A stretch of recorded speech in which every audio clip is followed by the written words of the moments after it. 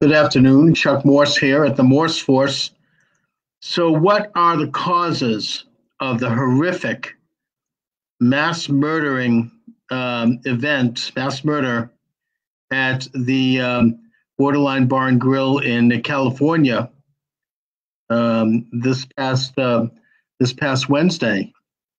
I think we need to ask the question because, like anything else, to understand it or to begin to understand it can lead to reducing this epidemic of mass murder that has struck our society. Before I get into it, I think I want to point out, however, that it's recently come out that it's been reported anyway that there were 6 unarmed off-duty police officers at that California club, which were inside during the mass murders, during the shootings. The question we should ask is, why were they unarmed? There's one thing that they've learned, for example, in the state of Israel, is that off-duty policemen, off-duty military personnel, off-duty security people are encouraged to take their weapons home with them, carry them, because they know how to use them. They're trained. They know how to respond in a situation where there was a provocation, a terrorist attack, in the case of Israel.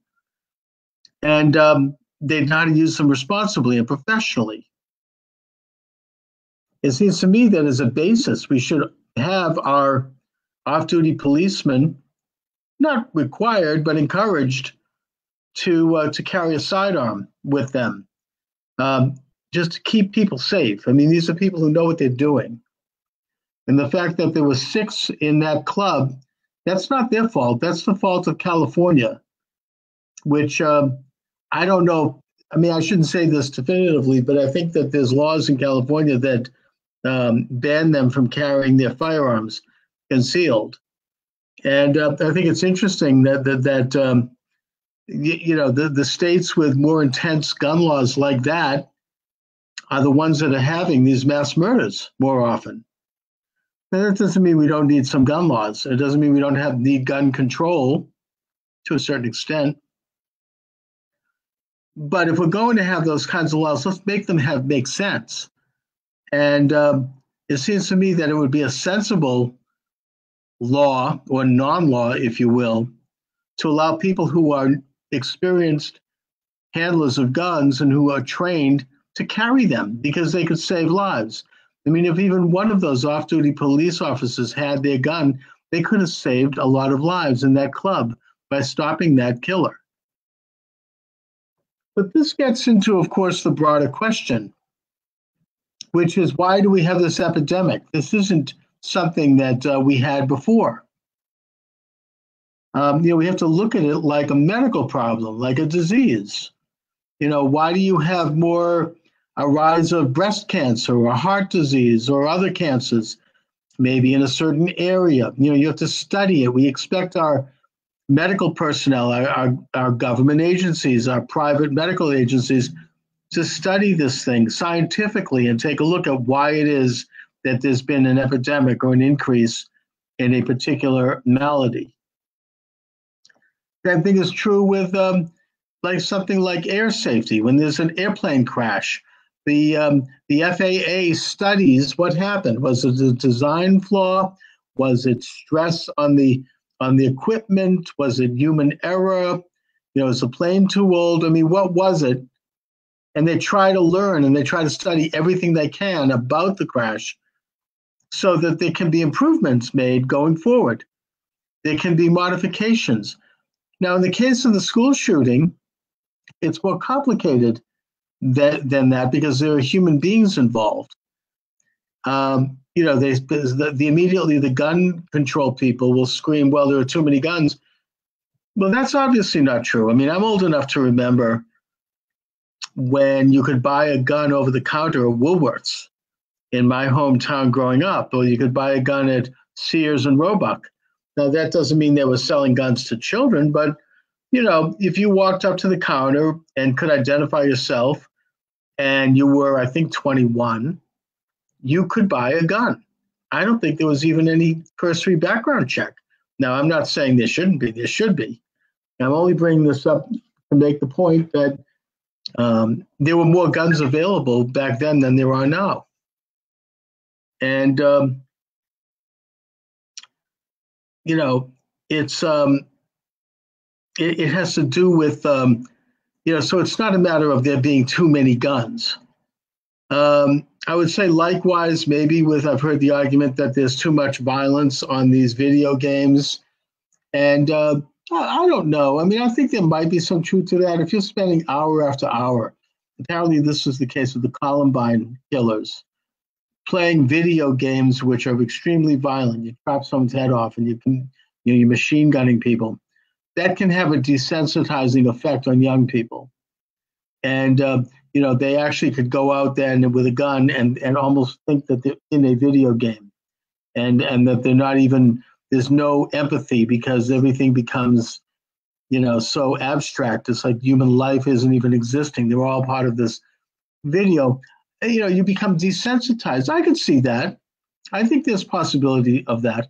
If there's too much exposure to violence, you know, same thing could be said with sexual images and pornography. It desensitizes you in terms of actually really having a loving relationship with a partner, you know, because you're seeing these visual images, you know, and you become like, you know, it's almost like you're removing your own humanity and viewing everything as something outside of yourself, something abstract, and it's like the human element of it disappears. So I could see that being the case. Those things influence, and those things have increased in society much more so than they probably were back before this whole thing started. And I peg the date of it starting as right around the time of Columbine, which was in 1998, I think, or 1999. And, you know, but there were other deeper causes as well. You know, the young people, particularly that are involved in this, I mean, are they mentally ill? Yes, of course they are. But why? You know, mentally ill people aren't new. I mean, did mentally ill people used to go in and machine gun schools? No. You know, not really. I mean, maybe there might be a suicide. Maybe there might be a murder. But it was an epidemic. It was an exception, not the rule. And it wasn't these situations where people would go in and machine gun people to death as if they're not even there. It's like they're not even human beings. It's a complete lack of disregard for human life. You know, somebody that's mentally ill still has a capacity to have compassion and to experience a measure of respect for human life. So, you know, it's not a matter necessarily of mental illness. It's, you know, it's a matter of maybe mentally ill people having access to guns. That, you know, I'll acknowledge that's a legitimate criticism. And I don't really understand why average people need to have AR-16 rifles either. I mean, I'm not, you know, calling me liberal here, but I frankly don't know why those sorts of guns need to be so easily available. I mean, it's one thing if they're available to people who have a reason to have them and who are trained to have them and who have had maybe a little bit of a background check, maybe even, dare I suggest, a psychological test. But to have them just out there, you know, random, I mean, I certainly do think that's a problem. But perhaps the issue is even more fundamental than that. One of the things that's never discussed or rarely discussed, but has been a pattern, and again, we need to look at the things scientifically. What has changed in society that has caused this epidemic? And one of those things is the proliferation of psych drugs, especially for young people. If you look at the you know, the small print on the bottles of those psych drugs, you'll see, you know, it could lead to homicide, it could lead to suicide, it could lead to this, it could lead to that. I mean, you know, when you have a young person, you know, an impressionable person who's not fully developed physically, let alone psychologically or emotionally, and they're taking psych drugs, that's going to alter their behavior. It's going to alter their sensitivity, their their understanding of what is real and what isn't, what is right, what's wrong.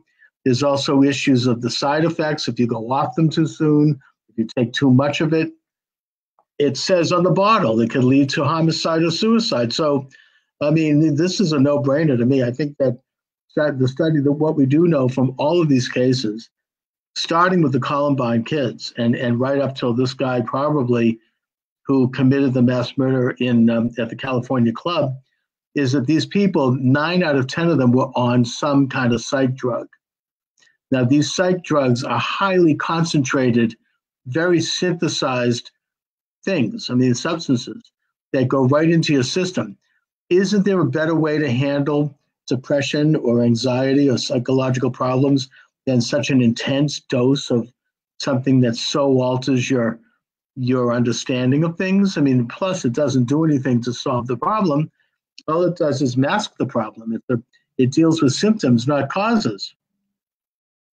It seems to me that the first line of defense in dealing with a young person who is dealing with depression or anxiety or whatever is to get them on the right nutrition. I think a good book on this topic is Viktor Frankl, the author of Man's Search for Meaning. He developed a psychology called logotherapy, which deals with helping a person find their internal reason for living and a cause for moving forward in life. What is it that they love? What is it that they want to focus on? What is their purpose? What is their meaning? A lot of these people don't have that sense. I mean, Viktor Frankl wrote that book. He was a psychologist in Vienna who was put into Auschwitz during World War II and survived after 4 years of being shuttled around concentration camps in a situation of extreme danger and suffering.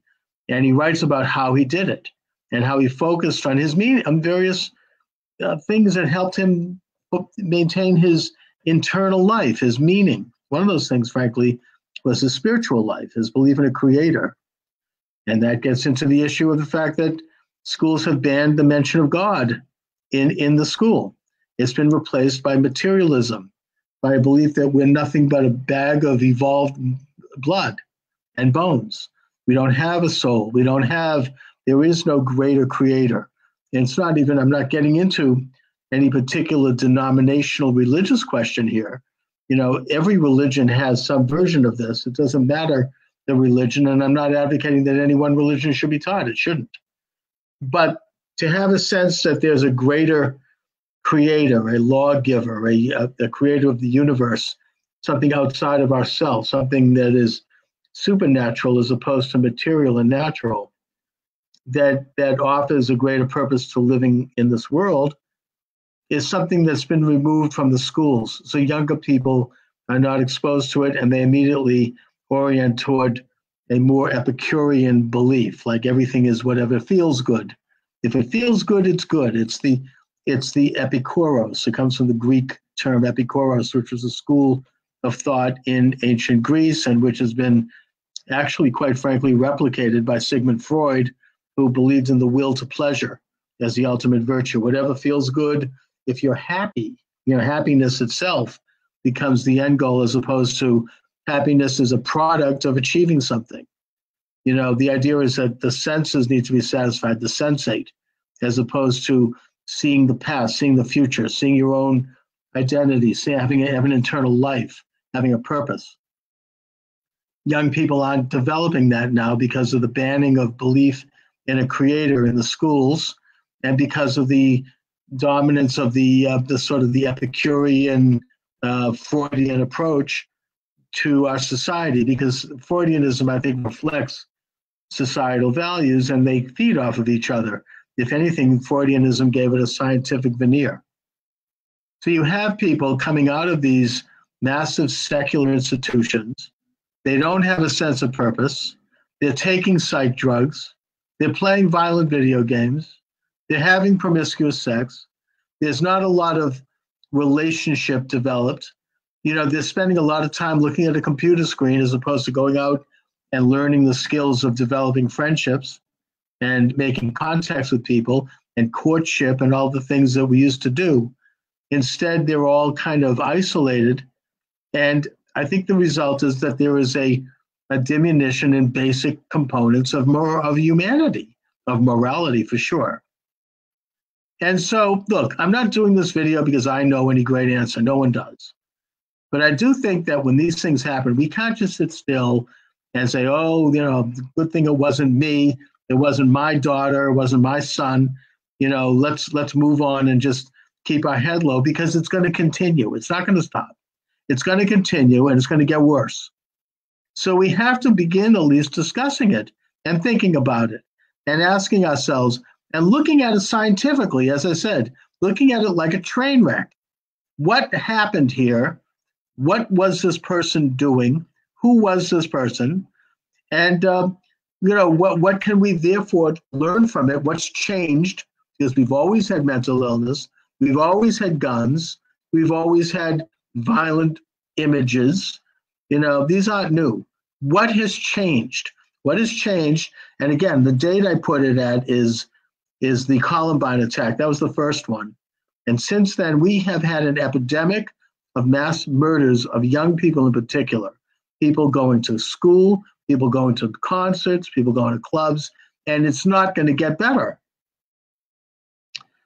So I just am putting those thoughts out there. Another thought that comes to mind is that people, in our kind of youth-driven society, which glorifies, youth and beauty and image and attention, the person that's doing this has a fixation on being famous, maybe. Oh, I'm going to be on the papers. They'll make movies about me. And that's why, first of all, we should not even mention their names in public. We should not give them any attention. One of the worst things I remember, it wasn't recently, but Barbara Walters interviewing the murderer of John Lennon in prison. I'm not going to mention his name. I mean, he did it partially, at least from what I could tell, because he was a narcissist who wanted attention. And he thought that by killing Lennon, he could have somehow absorbed the aura of Lennon, whom he worshipped. He even had, I think, a girlfriend that looked like Yoko Ono. I mean, the guy was a complete nut. But to give him attention in prison and put him on television, I remember seeing it and watching him smirking and preening on television, because that's why he killed Lennon. That's why he killed John Lennon. And that's what, so when you give these people attention, that's what they want.